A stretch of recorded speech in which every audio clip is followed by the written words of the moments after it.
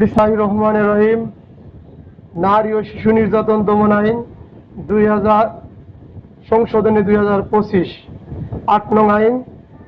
এই আইনের আমরা শেষ প্রান্তে এসে গেছি। এই আইনের আজকের প্রথমে শিরোনাম বলবো 15 থেকে 16 থেকে বা 15 থেকে সূচি বলবো। এরপরে আমরা ব্যাখ্যামূলক আলোচনা করব 22 থেকে আমাদের ব্যাখ্যামূলক 22 নয় 21 থেকে ব্যাখ্যামূলক আলোচনা হবে ইনশাল্লাহ। প্রথমে সূচি বলি। 17 ধারাতে শুরু করি। 17 ধারা হলো মিথ্যা মামলা, মিথ্যা অভিযোগ দায়েরের শাস্তি। মিথ্যা মামলা, মিথ্যা অভিযোগ দায়েরের শাস্তি। এই আইনের সংশোধনী আছে 17 নম্বর আইনের দ্বারা সংশোধনী আছে তিন উপধারায় 3 আসছে সংশোধনী। মিথ্যা মামলা বা মিথ্যা অভিযোগ করার শাস্তি।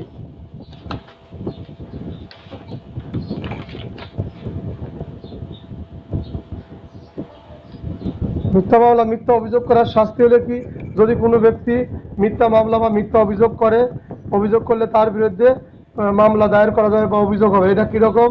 যদি কোনো ব্যক্তি মিথ্যা মামলা মিথ্যা অভিযোগ করে, আদালতের নিকটে এটা মিথ্যা প্রমাণ হয়, তাহলে যে ব্যক্তি মিথ্যা মামলা করছিল তার কারণ দর্শাবে এবং তাকে কারণ দর্শানো হবে এবং তার বিরুদ্ধে অভিযোগ দায়ের করা হবে এবং তার জেল জরিমানাও হতে পারে। তাহলে মিথ্যা মামলা মিথ্যা অভিযোগ দায়েরের 17(3)।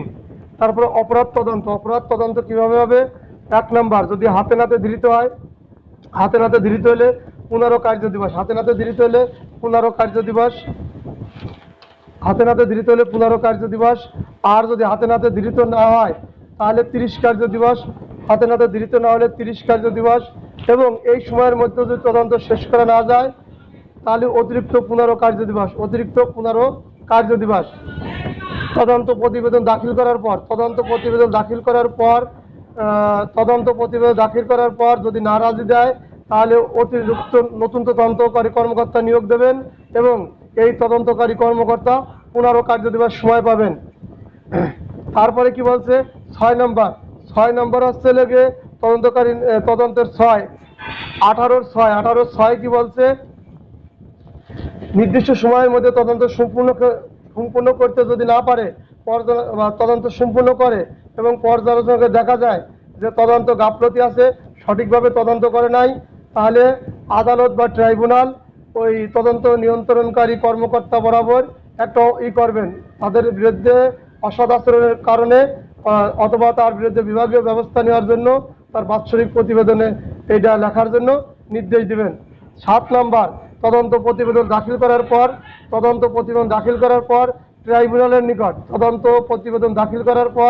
ট্রাইব্যুনালের নিকট যদি মনে হয় কোনো আসামিকে সাক্ষী করা প্রয়োজন তাহলে ট্রাইব্যুনাল ওই আসামিকে সাক্ষী করতে পারেন।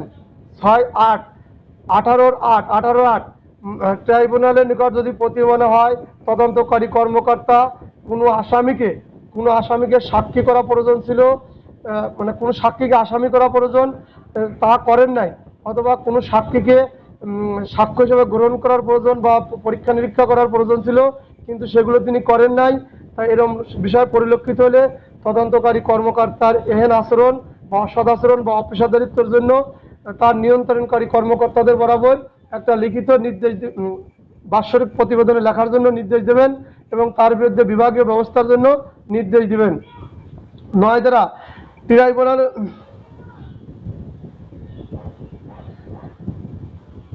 ট্রাইব্যুনালে যদি কোনো ব্যক্তি আবেদন করে তাহলে তদন্ত কর্মকর্তা পরিবর্তনের জন্য নির্দেশ দেবেন। 18(9) বলতে ট্রাইব্যুনালের নিকট যদি কোনো ব্যক্তি আবেদন করে তদন্ত কর্মকর্তা পরিবর্তনের জন্য তাহলে তদন্ত কর্মকর্তা পরিবর্তন করা যাবে। নতুন সংশোধন 18(10) নতুন সংশোধন 25 আছে। তদন্তকারী নারী ও শিশু নির্যাতন দমন আইনে নারী ও শিশু নির্যাতন অপরাধের তদন্তের যদি কোনো বিচার কার্যক্রম কোনো তদন্তকারী কর্মকর্তা নিয়োজিত থাকে তাহলে তার প্রশাসনিক কারণে বদলি করা যাবে না। মানে তদন্তকারী কর্মকর্তাকে প্রশাসনিক কারণে বদলি করা যাবে না। কোন তদন্তকারী কর্মকর্তাকে? নারী এবং শিশু নির্যাতন দমন আইনের অপরাধের তদন্তকারী কর্মকর্তাকে প্রশাসনিক কারণে বদলি করা যাবে না। তারপরে কি আছে? অপরাধ বিচারতে গ্রহণ। অপরাধ 19 দ্বারা শিরোনাম বলতেছে, খালি শোনেন। অপরাধ বিচারতে গ্রহণ এই নারী ও শিশু নির্যাতনের দমন আইনে অপরাধ সব বিচারতে গ্রহণযোগ্য বা আমলযোগ্য। এবং এবং 19-2 কখন জামিন হবে, কখন জামিন হবে না, কোন কোন ক্ষেত্রে জামিন দেওয়া যায়, কোন কোন ক্ষেত্রে জামিন দেওয়া যায় না। অভিযোগকারীর পক্ষের শুনানি 1 নম্বর দেবেন। অভিযোগকারীর পক্ষে শুনানির সুযোগ না দেওয়া হলে, অভিযোগকারীর পক্ষে শুনানির সুযোগ দেওয়া না হলে তাকে জামিন দেওয়া হয় না। 2 নম্বর লিখবেন, যার বিরুদ্ধে অভিযোগ দায়ের করা হয়েছে আদালত যদি যুক্তিযুক্ত মনে করে আসলেই তিনি দোষী, সেক্ষেত্রে তাকে জামিন দেওয়া যাবে না।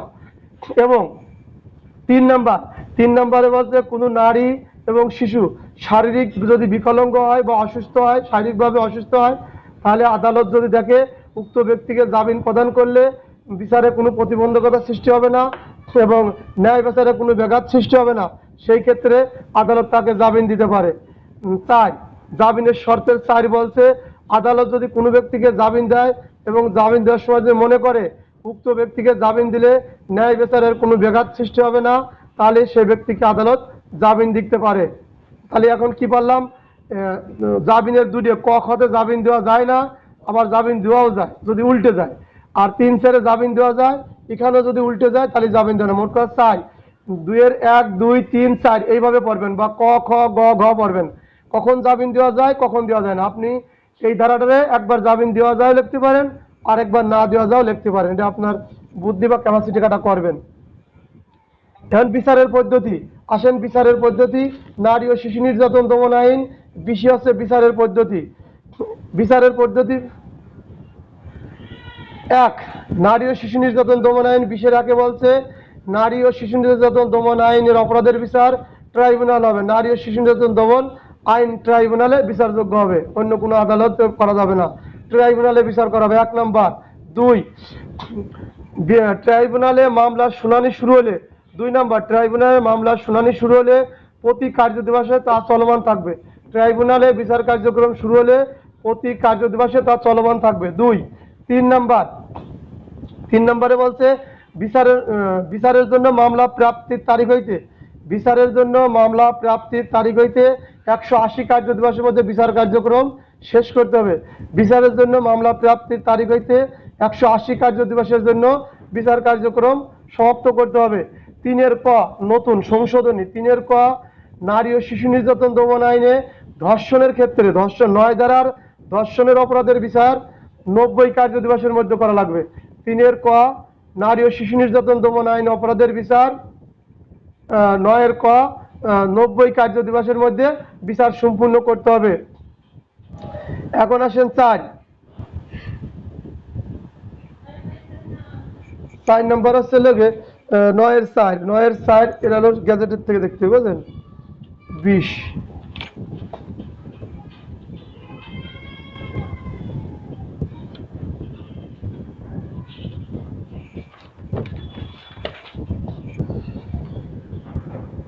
নয়ের 4 উল্লেখিত সময়ের মধ্যে বিচার কাজ সমাপ্ত করার ক্ষেত্রে ট্রাইব্যুনাল যদি 4 দ্বারা 9-এর 4 উল্লেখিত সময়ের মধ্যে যদি বিচার কার্য সমাপ্তির ক্ষেত্রে ট্রাইব্যুনাল যদি এই সিদ্ধান্ত উপনীত হয় যে নির্ধারিত সময়ের মধ্যে বিচার কার্য সম্পূর্ণ করা না হইলে অন্য কোনো সরকারি কর্মকর্তা দায়ী হইলে তার দায়িত্ব, অদক্ষতা এবং অসৎ আচরণ বিবেচিত হইবে এবং মানে 4ই বলছে যদি কোনো তদন্তকারী কর্মকর্তা বা কোনো সরকারি কর্মকর্তার কারণে এই বিচার কার্যক্রম ব্যাহত হয় তাহলে তার এই অসৎ আচরণ এবং তিনি যে দায়িত্ব কর্তব্য সঠিকভাবে পালন করেন নাই এই সরকারি কর্মকর্তার বিরুদ্ধে ব্যবস্থা গ্রহণ করা যাবে। 5-এ বলছে 20-এর 5-এ কি বলছে, যদি বিচার কার্যক্রম করার সময় বিচার শেষ না হওয়ার পূর্বেই যদি বিচারকের বদলি হয় তাহলে কি হবে, বিচারকের বদলি হলে তার পরবর্তী বিচারক তিনি যেখান থেকে রেখে গেছেন ওইখান থেকে বিচার কার্যক্রম পরিচালনা করবে। তাহলে বিচারক যেখানে তাকে রেখে গেছেন বিচারকের যদি বদলি হয় পরবর্তী বিচারক তার স্থলাভিষিক্ত হবেন এবং তিনি পরবর্তী ওইখান থেকেই কার্যক্রম চলমান করবেন। তবে ন্যায় বিচারের স্বার্থে যদি কোনো সাক্ষীর সাক্ষ্য গ্রহণ করার প্রয়োজন মনে করেন তিনি তাকে পুনরায় সাক্ষ্য গ্রহণ করতে পারেন। এই হলো 5। 6 নম্বরে বলছে 20-এর 6 এই বিচার নারী ও শিশু নির্যাতন দমন আইনের ধর্ষণের বিচার রুদ্রতার কক্ষে হবে। রুদ্রতার কক্ষে ট্রায়ালিং ক্যামেরা, রুদ্রতার কক্ষে ট্রায়ালিং ক্যামেরা হবে 6। সাথে বলছে এই নারী ও শিশু নির্যাতন অপরাধ যদি কোনো শিশু করে, নারী ও শিশু নির্যাতন দমন আইনের অপরাধ যদি কোনো শিশু করে, 18 বছরের নিচের কোনো শিশু করে বসে, তার বিচার শিশু আইন 2013-তে হবে, তার বিচার শিশু আইন 2013-তে হবে। এখন 8-এ কি বলছে, কোনো নারী শিশু হেফাজতে রাখার জন্য, কোনো নারী শিশুকে তার হেফাজতে রাখার জন্য ক্ষেত্র বিশেষ ট্রাইব্যুনাল ওই নারী এবং শিশুর অনুমতি গ্রহণ করবেন বা মতামত নেবেন। কোনো নারী এবং শিশুকে যদি ট্রাইব্যুনাল রাখার প্রয়োজন হয়, হেফাজতে রাখার প্রয়োজন হয়, তাহলে কি করবেন, ট্রাইব্যুনাল ওই নারী ও শিশুর নিকট থেকে কি করবেন, অনুমতি নেবেন বা মতামত গ্রহণ করবেন। এখন আসেন 20-এর 9 আসছে সংশোধনী নতুন। 20-এর 9 সংশোধনী নতুন কি বলছে, ধর্ষণ মামলার ক্ষেত্রে ট্রাইব্যুনাল উপযুক্ত মনে করলে মেডিকেল সার্টিফিকেট বা পারস্পরিক সাক্ষ্যের উপর ভিত্তি করে বিচার কার্যক্রম নিষ্পত্তি করতে পারেন। 20-এর 9 কিভাবে বিচার পদ্ধতি হবে, এইগুলো অন্য আইনি পড়াতাম না, শুধু এই নিয়ে এমসিকিউ আসবে বলে পড়াচ্ছি আপনাদের। 9 তা তো এখন আমি বলতেছি, হলো শিরোনাম বলতেছি। 20-এর 9 সংশোধনী নতুন আসছে, ধর্ষণ মামলার ক্ষেত্রে ট্রাইব্যুনাল উপযুক্ত মনে করলে মেডিকেল সার্টিফিকেট পারস্পরিক সাক্ষ্যের উপর ভিত্তি করে বিচার কার্যক্রম করতে পারেন। এরপরে চলে গেল 21 ধারা, মনে হয় পড়াইছিলাম না, 21 ধারা থেকে আজকে আলোচনা করব। এই যে সূচিগুলো বললাম আপনাদের অনেক উপকারী হবে ইনশাআল্লাহ, আশা করি লস হবে না, বুঝছেন, লাগিয়ে থাকেন। আজকে আমরা 20 ধারা থেকে আলোচনা করব। এই 20 ধারা কি করছিলাম জয়, সংক্ষেপে বলি। 20 ধারা আসামির অনুপস্থিতি বিচার। আসামির অনুপস্থিতি বিচার 1 নম্বরে লিখবেন, যদি কোনো 21 আসামির অনুপস্থিতি বিচার। 21 ধারা আসামির অনুপস্থিতি বিচার কিভাবে হবে, যদি আসামি আদালতে হাজিরই না হয়, আদালতে কখনোই হাজির হয় নাই, আদালত সে পালায়ন আছে, তাহলে আদালত যেদিন তার উপর কাছে এই প্রতিবেদন দাখিল হবে, মামলাটা চার্জশিট জমা হবে, হ্যাঁ, ওই দিন থেকে 20 দিন যদি সে অনুপস্থিত থাকে, 20 দিন যদি অনুপস্থিত থাকে, তাহলে তথ্য প্রযুক্তির মাধ্যমে তাকে হাজির হওয়ার নির্দেশ দেবে। তথ্য প্রযুক্তির মাধ্যমে তাকে হাজির হওয়ার নির্দেশ দেবে। তারপরে কি বলছে, একটা বাংলা পত্রিকায় বিজ্ঞাপন দেবে, ঠিক আছে, এই একটা বাংলা পত্রিকায় বিজ্ঞাপন করে দেবে, এবং এই সময়ের মধ্যে যদি হাজির না হয়, তাহলে তার বিচার তার অনুপস্থিতি হবে। যেমন ফৌজদারি কার্যবিধির 66, 67, 87, 88, তারপর 339-এর খ, এই বিধানের পরও প্রয়োজন হবে না নারী ও শিশুতে শুধু আসামির অনুপস্থিতি যখন বিচার হবে, মনে রাখবেন ওই ব্যক্তি কখনোই ধরা পড়ে নাই, যখন আদালতে প্রতিবেদন দাখিল করা হয়ে গেছে, ওর থেকে 20 দিন এর মধ্যে যদি সেই ব্যক্তি স্যালেন্ডার করে, আত্মসমর্পণ করে, পুলিশ গ্রেপ্তার করে নিয়ে যায়, অন্য কোনো ব্যক্তি গ্রেপ্তার করে নিয়ে যায়, হ্যাঁ, তাহলে তো কোনো কথা নেই, তিনি হাজির হলেন। যদি তা না পারে, তখন ওই 20 দিন পরে তার জন্য তথ্য প্রযুক্তির মাধ্যমে চেষ্টা করবে, এবং একটা জাতীয় পত্রিকা, কয়দিন মনে রাখবেন, 20 দিন, কয়টা পত্রিকা, একটা জাতীয় পত্রিকায় বিজ্ঞাপন দেবে তাকে হাজির হওয়ার জন্য। তিনি যদি হাজির না হন, তাহলে তার অনুপস্থিতি বিচার কার্যক্রম পরিচালনা হবে। ওই ব্যক্তি পরে বলতে পারবে না, আমি আমার ডাকলেন না, শুনলাম না, জানলাম না, বিচার করে দিলেন, এ বলার সুযোগ নেই। তখন বলবে নারী ও শিশুর 21 ধারা আপনার জন্য ব্যবস্থা ছিল। 22 ম্যাজিস্ট্রেট কর্তৃক যে সকল স্থানে জবানবন্দি গ্রহণের ক্ষমতা। 22 পড়াইছিলাম নাই,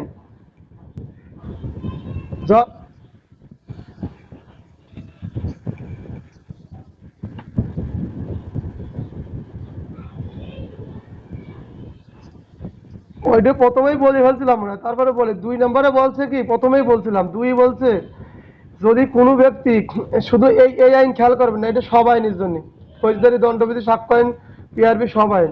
যদি কোনো ব্যক্তি আদালতে একবার হাজির হয়, পুলিশ হাজির করে, কোনো পাবলিক ধরে হাজির করে, ওই ব্যক্তি আত্মসমর্পণ করে বসে, 2 বলছে, এটা প্রথমেই বলে ফেলছিলাম, হাজির করার পরে ওই ব্যক্তি যদি জামিন নেয়, হ্যাঁ, জামিন নিয়ে যায়, তাহলে ওই ব্যক্তির অনুপস্থিতি বিচার করার জন্য তার জন্য আর যে পত্রিকায় বিজ্ঞাপন, তথ্য প্রযুক্তিতে বিজ্ঞাপন দেওয়ার দরকার হয় না, ঠিক আছে জয়, এটা কিন্তু প্রথমেই বলছিলাম। মানে যদি যদি আপনি একবার হাজির হয়ে যান, হাজির হয়ে গেছেন, জামিন নিয়েছেন, এরপরে আর আপনি আসলেন না, তাহলে আপনার অনুপস্থিত, আপনি আপনার মামলা সম্পর্কে জানেন, আপনি ইচ্ছা করে আত্মগোপন করছেন। আর আপনি ধরা ছোঁয়াই জীবনে দেন নাই, পুলিশ ধরতে পার নাই, পাবলিক ধরতে পার নাই, বিদেশেও চেষ্টা করা ধরা যায় নাই সুমন পরোয়ানা দিয়ে। সেই ক্ষেত্রে আদালতে প্রতিবেদন পুলিশ দাখিল করছে, আদালতে পুলিশ প্রতিবেদন দাখিল করছে, দাখিল করার পরে 20 দিন সময় পাইছেন আপনি, 20 দিনের ভিতরে আপনি আত্মসমর্পণ করেন নাই, বা পুলিশও ধরতে পারেন নাই, পাবলিকও ধরতে পারেন নাই, আপনিও জানো নাই। সেই ক্ষেত্রে আপনারা তথ্য প্রযুক্তির মাধ্যমে আপনাকে জানানো হবে, নেট বা ইন্টারনেট বা সামাজিক যোগাযোগ মাধ্যম, এবং একটা বাংলা জাতীয় পত্রিকায়। কয়টা বাংলা? একটা, আগে ছিল 2 দিন বাদ, আগে ছিল 30 দিন, এখন আছে 20 দিন। খেয়াল রাখবেন, এই দিনগুলো খেয়াল রাখবেন। গেজেট নেবেন বা নতুন বৈচালী, তাদের তার কোনো কথাই নাই। এখন আসেন 22 ধারা। আস্তাগফিরুল্লাহ।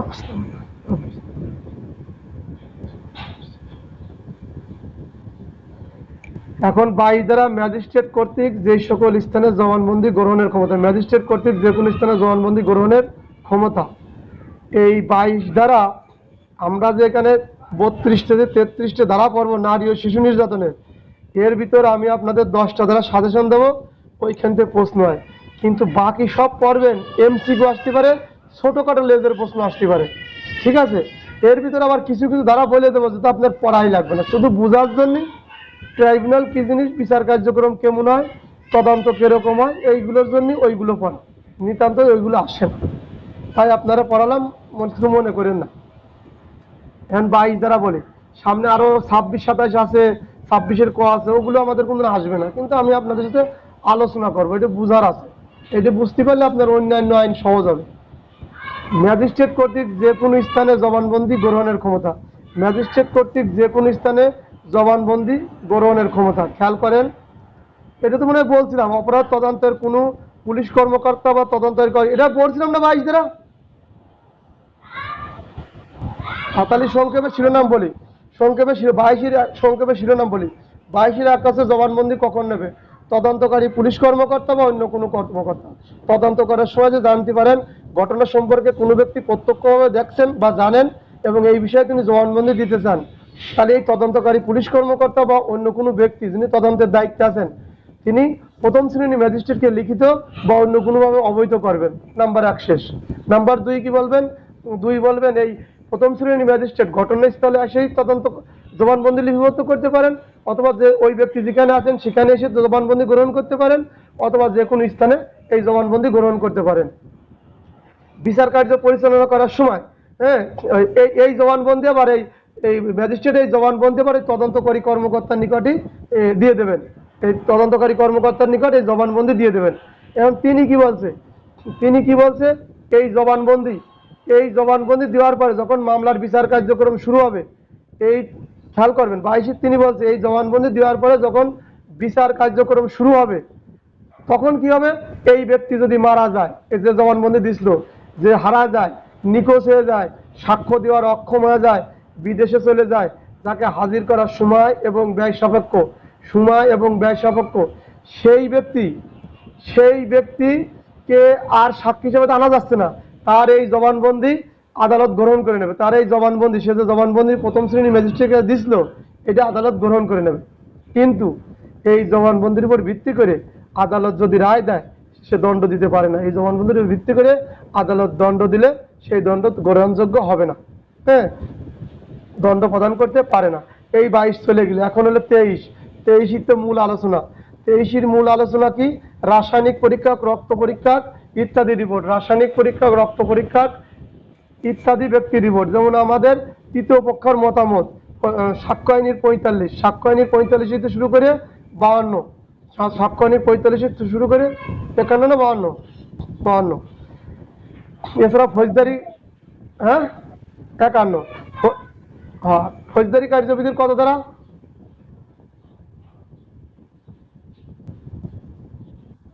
ফৌজদারি কার্যবিধির কত ধারায় এই যে তৃতীয় পক্ষের মতামত? 306 না 409, 309 কি ফৌজদারি কার্যবিধি নেই? ভালো করেন তো, খেয়াল করেন তো, যাক 300 না 400 অথবা 300, যাক হতে পারে, ভুল ভ্রান্তি হতে পারে, দেরি নেই, তারা ওরা করে সামনে বইছি। এই বিশেষজ্ঞদের মতামত এখন কি হয়েছে খেয়াল করেন। রাসায়নিক পরীক্ষক, রক্ত পরীক্ষক, হ্যাঁ, এদের মতামত, এরা কারা? এরা সাধারণত চিকিৎসক হবে। চিকিৎসক হবে, রাসায়নিক পরীক্ষক, চিকিৎসক মানে ডাক্তার, রাসায়নিক পরীক্ষক যারা পরীক্ষা করে, এই যে টেকনিক্যাল কাজ করেন, সহকারী রাসায়নিক পরীক্ষক, সহকারী রাসায়নিক পরীক্ষক, রক্ত পরীক্ষক, হস্তশিল্প বিশেষজ্ঞ। হ্যাঁ ঠিক আছে, দেখছেন আমরা কত নিচে, আমি তো 100 বাড়াইছিলাম, আর 100 হবে, তাহলে 509 আর 510, যাক বলতেই পারে। যাক, তাহলে 23-এর সাথে যেমন ফৌজদারি কার্য সাক্ষ্য আইনের 25 থেকে শুরু করে 51 এবং ফৌজদারি কার্যবিধির 509 এবং 510, তাই তো? খালি হস্তাক্ষর, আমাদের যে হস্তাক্ষর, এদের কিন্তু বিশেষজ্ঞ, এদের কিন্তু বিশেষজ্ঞ, হস্তাক্ষর বিশেষজ্ঞ এবং অঙ্কুলাঙ্গন বিষাদর মানে আঙ্গুলের ছাপের বিষাদর, আগ্নেয়স্তরের বিষাদর মানে এই সম্পর্কে যাদের বিশেষ জ্ঞান আছে, এদের মতামত আদালত বিচারের জন্য গ্রহণ করবে। খালি কিভাবে করবে? চিকিৎসক, রাসায়নিক চিকিৎসক, রাসায়নিক পরীক্ষক, সহকারী রাসায়নিক পরীক্ষক, রক্ত পরীক্ষক, হস্তশিল্প, আঙ্গুলের ছাপ বিষাদর, আগ্নেয়াস্ত্র বিষাদর, এদের মতামত, এরা যেটা লিখিত রিপোর্ট দেবে, এই মতামত আদালতের সাক্ষ্য হিসাবে গ্রহণ করে। কিন্তু আদালত পরবর্তীতে এদের সাক্ষী হিসাবে তলব করতে পারে, পরবর্তীতে আদালত এদেরকে সাক্ষ্য হিসাবে তলব করতে পারে, এইখানে বলছে। কিন্তু সাক্ষ্য হিসেবে যখন তলব করতে গেছে বিচার কার্যক্রম পরিচালনা করার সময়, তখন ওই ব্যক্তিগুলো হয়তো কেউ মারা গেছে, হারায় গেছে, সাক্ষ্যদানের অক্ষম হয়ে গেছে, বিদেশ চলে গেছে, যাদেরকে হাজির করা সময় এবং ব্যয় সাপেক্ষ। তখন এই যে চিকিৎসক যে প্রতিবেদন দিল, রাসায়নিক পরীক্ষক যে প্রতিবেদন দিল, সহকারী রাসায়নিক যে প্রতিবেদক দিল, রক্ত পরীক্ষক, হস্তশিল্প, আঙ্গুলের রেখার বিষধর, তারপর আগ্নেয়স্তরের বিষধর, এই এরা যেটা প্রতিবেদন দিল কাগজ আকারে, ওইটা আদালতে আছে। ওই আদালত যখন দেখলো এই ব্যক্তিকে পুনরায় ডাকার পরে এই লোক মারা গেছে অথবা হারা গেছে, সাক্ষ্যদানের অক্ষম, বিদেশে চলে গেছে, যাকে হাজির করার সময় এবং ব্যয় সাপেক্ষ, সেই ক্ষেত্রে আদালতে ওই তাদের যে প্রতিবেদন আদালতে সাক্ষ্য হিসাবে গ্রহণ করে নেবে। কিন্তু এই স্বাক্ষর ওই ওই প্রতিবেদনের উপর ভিত্তি করে, ওই বিষাদরের ওই মতামতের উপর ভিত্তি করে আদালত ট্রাইব্যুনাল শাস্তি প্রদান করতে পারবে না। তাহলে আদালত কখন শাস্তি প্রদান করতে পারে না? জবানবন্দি দুইভাবে পারে না। দেখেন, যে ব্যক্তি জবানবন্দি দিছিল 22 ধারায়, জবানবন্দি দিয়েছে 22 ধারায়, দেওয়ার পরে ওই ব্যক্তি কিন্তু মারা গেছে, হারা গেছে, সাক্ষ্যদানের অক্ষম হয়ে গেছে, বিদেশে চলে গেছে, তাকে হাজির করার সময় এবং ব্যয়, এগুলো কিন্তু ভাই আমার মুখস্থ করা, বুঝছেন? যেগুলো বলতে গেলে এক সিরিয়ালে বরাবর করে বাড়া দিতে হয়।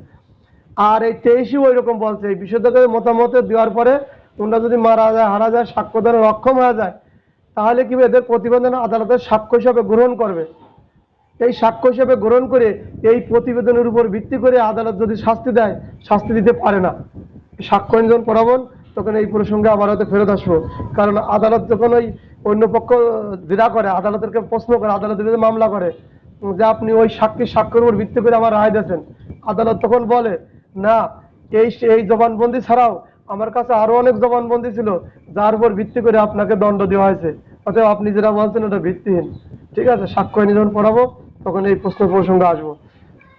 খালি 23 ধারা হলে রাসায়নিক পরীক্ষা দেওয়া যে মতামত দেয়, হস্তশিল্পরা যে মতামত দেয়, ওই মতামত আদালত গ্রহণ করে। ওই মতামতের উপর যদি শাস্তি দেয়, শাস্তি দিতে পারে না, এবং মতামতের উপর সাক্ষ্য গ্রহণ করতে পারে সরাসরি, তাদের ওই রিপোর্টের উপর আবার ডাকিয়ে এনে আদালতের এজলাসে দ্বারা ওদের কাছ থেকে সাক্ষী নিতে পারে। কিন্তু সাক্ষী নীতি যা বিধি বাম হয়ে যায়, বিধির প্রতিবন্ধকতা হয়েছে, ওই লোক মারা গেছে, বয়সের কারণে সাক্ষ্যদানের অক্ষম হয়ে গেছে, অসুস্থ হয়েছে, বা হারিয়ে গেছে, বা নিখোঁজ হয়েছে, অথবা সে বিদেশে আমেরিকা, কানাডা বা বিভিন্ন দেশে চলে গেছে, যাকে হাজির করার সময় এবং ব্যয় সাপেক্ষ, তখন ওই ব্যক্তির ওই প্রতিবেদন আদালতের সাক্ষ্য হিসাবে গ্রহণ হবে, তার ওই লিপিবদ্ধ করা জিনিস সাক্ষ্য হিসাবে গ্রহণ হবে। এখন আসেন 24 ধারা, সাক্ষীর উপস্থিতি। সাক্ষীর উপস্থিতি এটা কিন্তু বহুত গুরুত্বপূর্ণ, আর সাক্ষীর উপস্থিতি খুব গুরুত্বপূর্ণ। এইটা কিন্তু একের অধিকবার প্রশ্ন আসে, 22 ধারা একের অধিকবার প্রশ্ন আসে, বুঝছেন? আবার একটু বলেও যাই, 22 ধারা, তারপরে হচ্ছে লেগে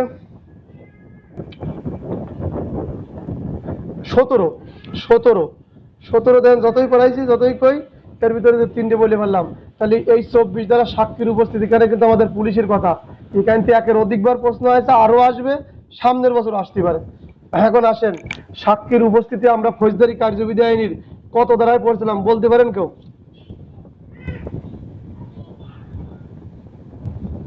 ফৌজদারি কার্যবিধি আইনে সাক্ষীরকে উপস্থিত করা হয় এর ওটা নিয়ম নীতি পড়ছিলাম। ফরিয়াদি বা সাক্ষীকে উপস্থিত করা। জয় কত দ্বারা ফৌজদারি কার্যবিধান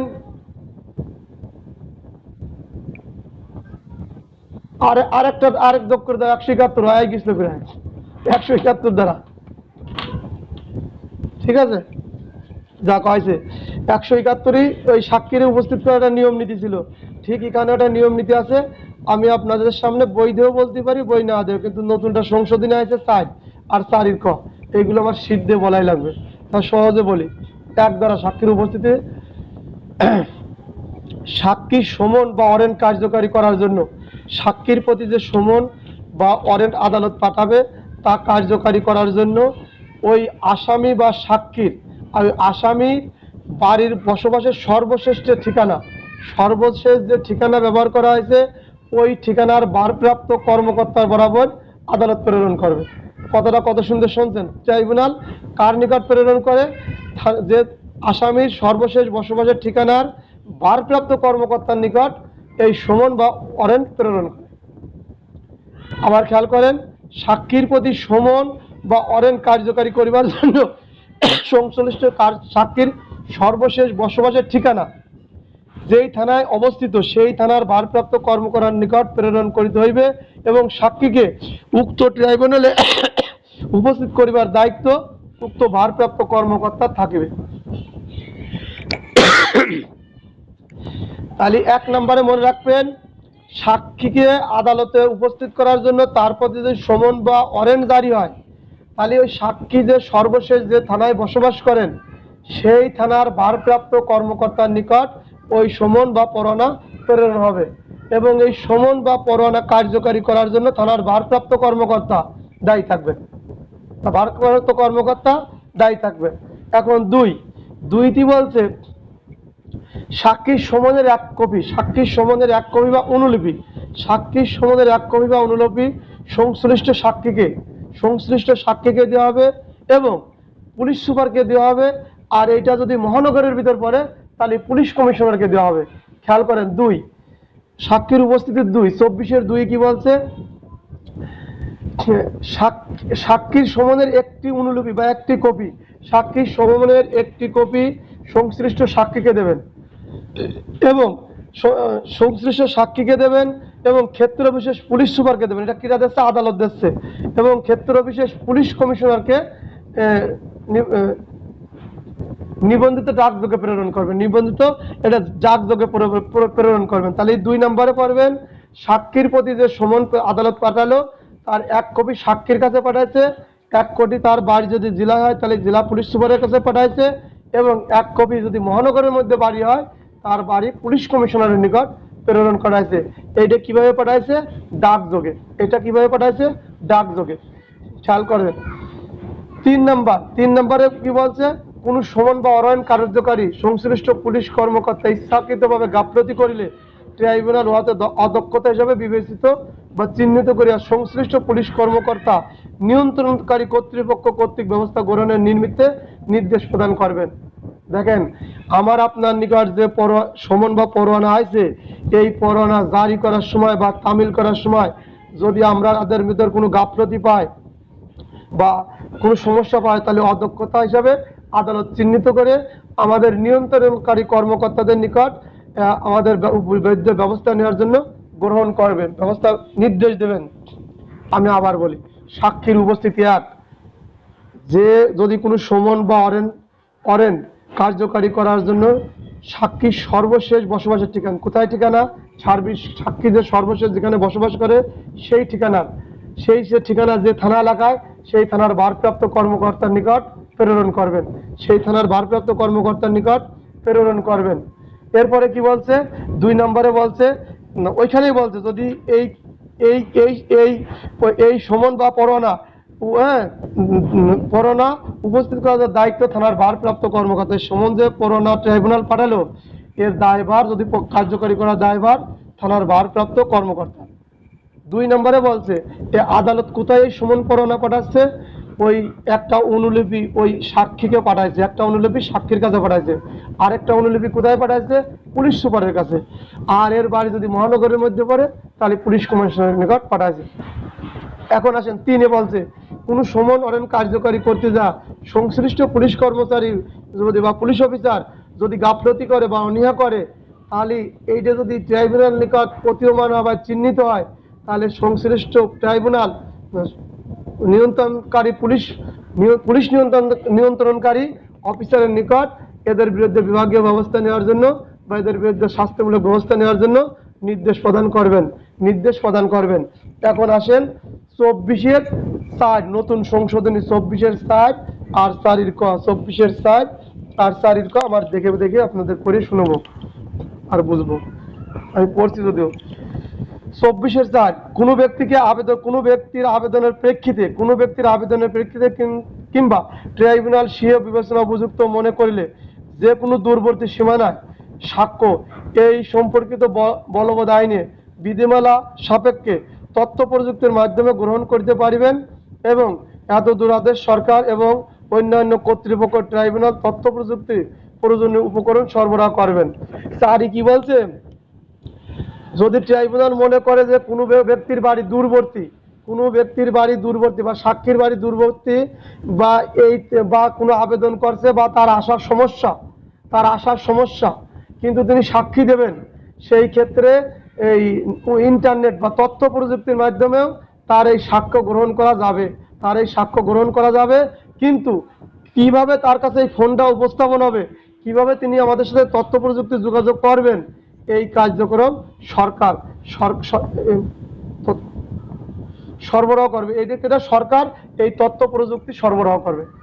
আমি বুঝাচ্ছি। 4 নম্বর দ্বারা আপনার বাড়ি হলো পাহাড় এলাকায়, পাহাড়ের যে সীমান্ত, আমাদের খুলনায় যেমন ধরেন যে ওই কি একটা থানা আছে যেন কয়রা, আর পাহাড়ি এলাকায় ধরেন দুর্গমে কারোর বসবাস, দুর্গম গিরি কান্তা, সেই কোথায় আমি গেছি পাহাড়ে, আল্লাহ দিলে যাওয়ার সুযোগ হয়েছিল, যেমন কালো পাহাড় বলে, সেখানে 3 দিন 4 দিন লাগে উঠতে, ওইখানে মানুষের বসবাস থাকে, উপস্থিতি থাকে, ওই ব্যক্তি ওখান থেকে দেখা গেলে সাক্ষী দেবে, তিনি আসতে পারতেছেন না একটু, এখন ওই ব্যক্তি বা অনেক দূরের ব্যক্তি তার সাক্ষ্য নেওয়া লাগবে, তখন আদালত বা সরকার কি করবে, ওখানে ওনার তথ্য প্রযুক্তি সরবরাহ করবে, যে এই প্রযুক্তির মাধ্যমে আদালতের বিচারক বসে থাকবে, তখন এই তিনি যে সাক্ষ্য দেবেন সেটি লিপিবদ্ধ করা হবে তথ্য প্রযুক্তির মাধ্যমে।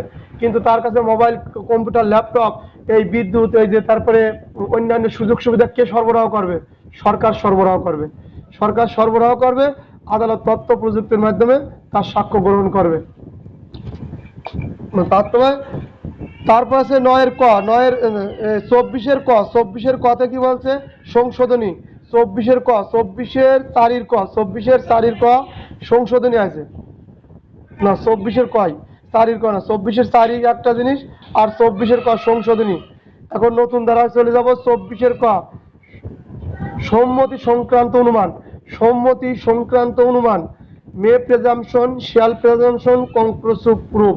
আদালত অনুমান করতে পারে চূড়ান্ত প্রমাণ। আর এখানে আছে সম্মতি কি জিনিস জানি নেন। 24 ক খুব দামি ধারা, সম্মতি সংক্রান্ত অনুমান। এমসিকিউ আসে, যে ক্ষেত্রে কোনো কার্য সম্পাদনের ক্ষেত্রে অপরাধের শিকার ব্যক্তির অসম্মতি দানের সক্ষমতা থাকে না, সেই ক্ষেত্রে ট্রাইব্যুনাল অন্যান্য সাক্ষ্য প্রমাণের ভিত্তিতে ধরিয়া লইতে পারেন যে উক্ত কার্য তার সম্মতি ছিল না। মানে এই সম্মতিটা কিরকম? অপরাধের শিকার ব্যক্তি বা অসম্মতি দানের সক্ষমতা থাকে না, এই ক্ষেত্রে ট্রাইব্যুনাল যদি সাক্ষ্য প্রমাণের ভিত্তিতে ধরিয়া লইতে পারেন যে উক্ত কার্য তার সম্মতি ছিল না। এটা আমি ভালো করে বুঝি নাই, আমি সাক্ষ্য নিয়ে বিষয় বেরোনো ধরতেছে না। এই 24 ক অন্য সময় বলবো, এটা ধরে নেন 24 কটা আমি কালকে বলবো। হ্যাঁ,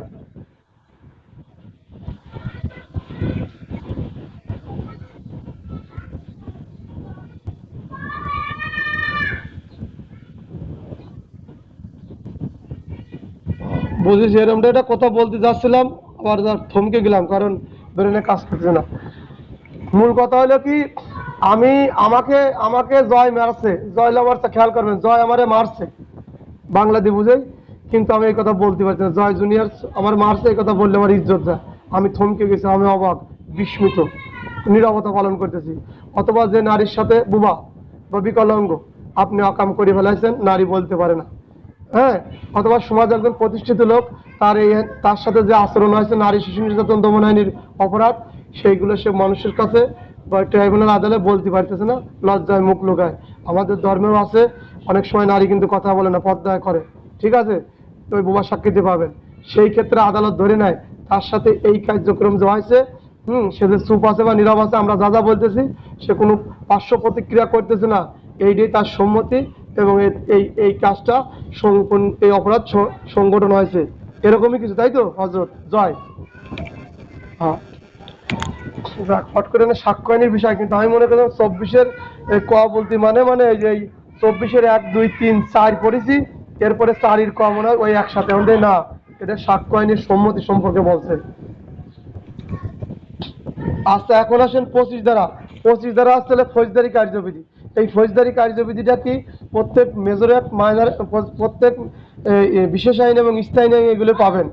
মানে এই ফৌজদারি কার্যবিধি বলছে এই আইনের যত অপরাধ, এই আইনের যত অপরাধ হয়েছে এর তদন্ত, এর বিচার, নিষ্পত্তি ফৌজদারি কার্যবিধি আইন দ্বারাই পরিচালিত হবে।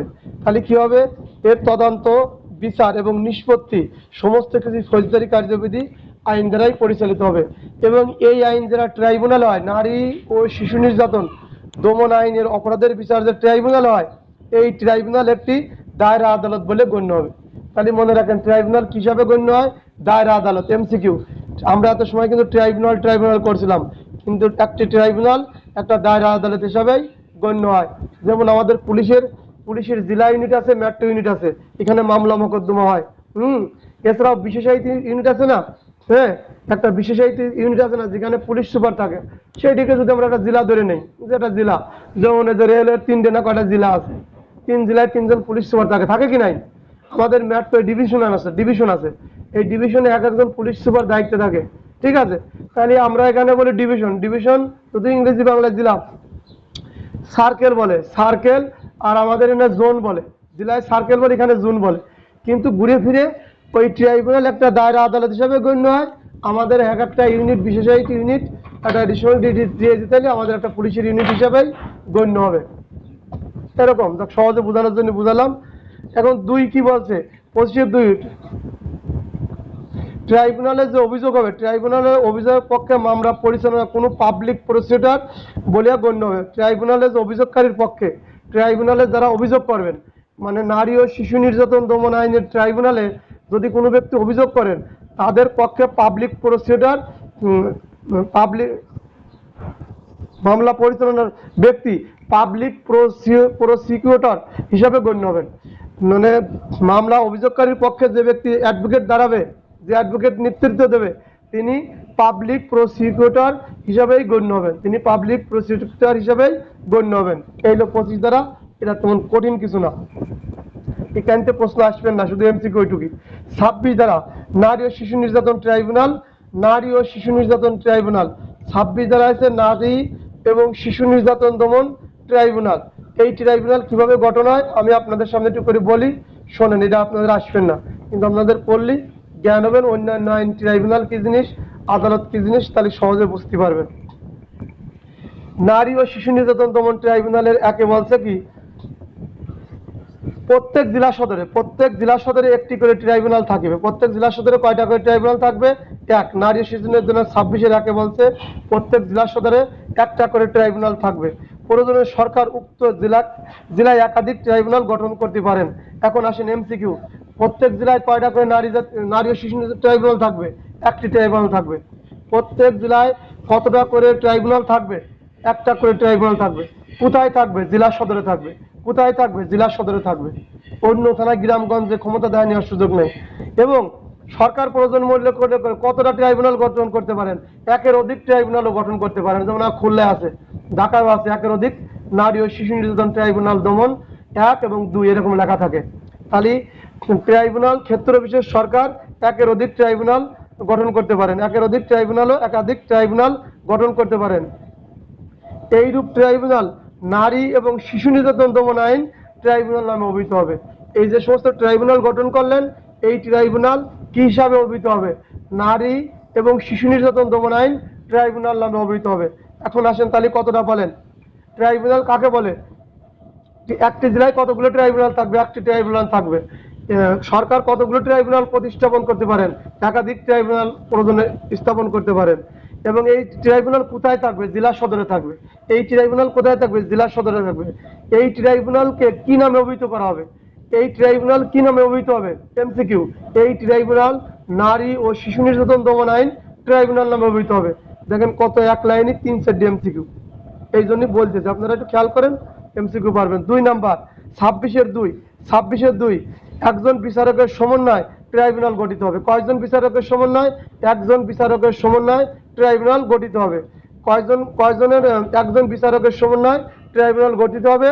সরকার, জেলা এবং দায়রা জজের মধ্য হইতে এই ট্রাইব্যুনালের বিচারক নিযুক্ত করবেন। সরকার, জেলা এবং দায়রা জজ, সরকার, জেলা এবং দায়রা জজের মধ্য হইতে এক উক্ত ট্রাইব্যুনালের বিচারক নিয়োজিত করবেন। তাহলে জেলা এবং দায়রা জজ সম্পর্কে আপনাদের ধারণা আছে। ওনাদের মধ্য থেকে একজনকে বিচারক হিসাবে এই ট্রাইব্যুনালে নিয়োগ দেবেন, বিচারক হিসাবে এই ট্রাইব্যুনাল নিয়োগ দেবেন। এবং একজন বিচারকের সমন্বয়ে ট্রাইব্যুনাল গঠিত হবে। একজন বিচারকের সমন্বয়, কতজন বিচারকের সমন্বয়ে ট্রাইব্যুনাল গঠিত হয়? একজন বিচারক। কতজন বিচারকের সমন্বয়ে ট্রাইব্যুনাল গঠিত হয়? একজন বিচারকের সমন্বয়। এই বিচারক কোথা থেকে আসবেন? জেলা এবং দায়রা জজের, জেলা এবং দায়রা জজগণের মধ্য থেকে মধ্য হইতে একজনকে ট্রাইব্যুনালে নিয়োগ দেওয়া হবে। নাম্বার 3, সরকার প্রয়োজন মনে করলে, সরকার প্রয়োজন বোধে কোনো জেলা বা দায়রা জজকে তার দায়িত্বের অতিরিক্ত দায়িত্ব হিসেবে নিযুক্ত করতে পারেন। সরকার যদি মনে করে, সবই পারে। সরকার যদি মনে করে তাহলে একজন জেলা জজ এবং দায়রা জজকে এই ট্রাইব্যুনালে অতিরিক্ত দায়িত্ব পালন করাতে পারেন। তাহলে জেলা এবং দায়রা জজ কোথায় অতিরিক্ত দায়িত্ব পালন করেন? ট্রাইব্যুনালে অতিরিক্ত দায়িত্ব পালন করেন। কোন ধরনের ট্রাইব্যুনালে অতিরিক্ত দায়িত্ব পালন করেন? নারী ও শিশু নির্যাতন দমন আইন এর ট্রাইব্যুনালে দায়িত্ব পালন করতে পারেন। খেয়াল করবেন। এখন আসেন, তাহলে 3 নম্বর বলছে সরকার প্রয়োজন মনে করলে কোনো জেলা বা দায়রা জজের দায়িত্বের অতিরিক্ত, মানে ওই দায়িত্ব পালন করার সাথে সাথে অতিরিক্ত দায়িত্ব হিসাবে ট্রাইব্যুনালে নিযুক্ত করতে পারে। এখন আসেন 26-4, জেলা জজ এবং দায়রা জজ বলিতে যথাক্রমে, জেলা জজ এবং দায়রা জজ বলতে যথাক্রমে অতিরিক্ত জেলা জজ, অতিরিক্ত দায়রা জজ অন্তর্ভুক্ত হবে। অতিরিক্ত জেলা জজ, অতিরিক্ত দায়রা জজ অন্তর্ভুক্ত হবে। এটা একটা আমাদের পুলিশ সুপার যদি কোথাও চলে যায়, পুলিশ সুপার দিয়ে যায় না, সরকার দিতে পারে না, এরকম, বা কমিশনার নাই, ডিআইজি নাই, অন্য ভারপ্রাপ্ত আরেকজনকে দায়িত্ব দিলে, এরকম বোঝাচ্ছে। অতিরিক্ত দেও পূর্ণাঙ্গ দায়িত্ব পালন করাতে পারে। তাই বলছে জেলা জজ এবং দায়রা জজ বলিতে যথাক্রমে অতিরিক্ত জেলা জজ এবং দায়রা জজও অন্তর্ভুক্ত হবে। এই হলো 26-এর সংশোধনী আসে নাই। 26-এর সংশোধনী আসে নাই। 26-এর ক আছে, 26-এর ক আছে নতুন ধারা। এই নতুন ধারা আপনাদের সামনে পড়িয়ে গেজেট দিয়ে পড়বো। নতুন ধারা আমি পড়ি নাই। নতুন ধারা সেখানে দামি আজকে গুরুত্বপূর্ণ তেমন কিছু নাই, কালকে আল্লাহ দিলে শেষ করে দেবো। 26-এর ক, শিশু ধর্ষণ অপরাধ দমন ট্রাইব্যুনাল, শিশু ধর্ষণ অপরাধ দমন ট্রাইব্যুনাল। 26-এর ক নতুন 2000-এর নারী ও শিশু সংশোধনী নতুন ধারা হলো 26-এর ক, শিশু ধর্ষণ দমন ট্রাইব্যুনাল। শিশু ট্রাইব্যুনাল কি বলে? এই আইনে শিশু ধর্ষণ বিচার জেলা একবার ট্রাইব্যুনাল করতে পারেন এবং এই শিশু অপরাধ দমন ট্রাইব্যুনাল নামে অভিহিত হবে। এই যে যা আমরা 26-এ বললাম তার একটা ছোট করে দেওয়া। যদি কোনো শিশুর ধর্ষণ হয়, যদি কোনো শিশু ধর্ষণ হয়, তাহলে প্রত্যেক জেলায়, মহানগর এলাকায় এক বা একাধিক ট্রাইব্যুনাল গঠন করতে পারবে এবং এই ট্রাইব্যুনালে শিশু ধর্ষণ অপরাধ দমন ট্রাইব্যুনাল নামে অপরাধ হবে। শিশু যদি ধর্ষণ করে ফেলে, বুঝেছেন কথাটা কি? আরো নিচে যদি শিশু ধর্ষণ করে ফেলে তাহলে তার বিচার তো শিশু আইনি করতে হবে। হ্যাঁ, এর জন্য আলাদা ট্রাইব্যুনাল গঠন করে এতটুকুই।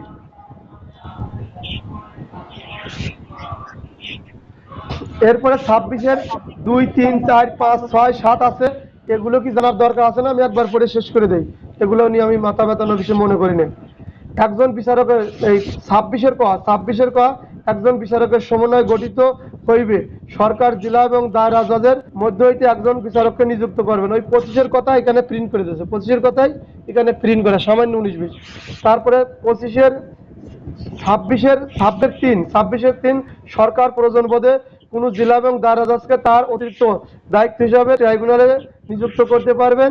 এরপরে 26-এর কয়ের 4 জেলা এবং দায়রা জজ অতিরিক্ত জেলা ও দায়রা জজের অন্তর্ভুক্ত হবে।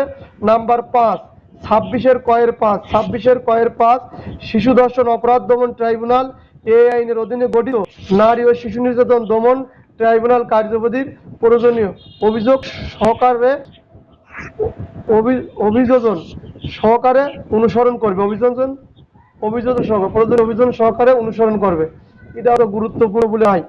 26-এর 2 ট্রাইব্যুনাল গঠিত না হওয়া পর্যন্ত ট্রাইব্যুনাল যদি না হয় ধারা 26-এর অধীনে গঠিত ট্রাইব্যুনাল এই ধারার উল্লেখিত ট্রাইব্যুনাল দায়িত্ব পালন করিতে পারিবেন। 26-এর অত অত পড়া লাগবেন না, ওই হেডলাইন এটাই জেনে নেন। ওটা আমার কাছে তো গুরুত্বপূর্ণ মনে হয় না। আর এই আদালত কিভাবে গঠন হবে, আদালত কিভাবে বিচার কার্যক্রম করবে, এগুলো প্রশ্ন আসার মতো না। প্রশ্ন আসার মতো 24 দ্বারা সাক্ষীর উপস্থিতি খেয়াল করবেন। প্রশ্ন আসার মতো 26 25 দ্বারা প্রশ্ন আসার মতো 26 প্রশ্ন আসার মতো 22 22 24 22 24 আর হলে 21 21 22 24 এই 15 পরে যা পড়াইছি এর ভিতরে একমাত্র হলো 21 22 এবং 24 খুব খুব করে পড়েন। আর বাকিগুলো এমসিকিউর জন্য আলোচনা করলাম। আজকের মতো এই পর্যন্তই শেষ। আগামীকাল 27 থেকে শুরু করবেন ইনশাল্লাহ।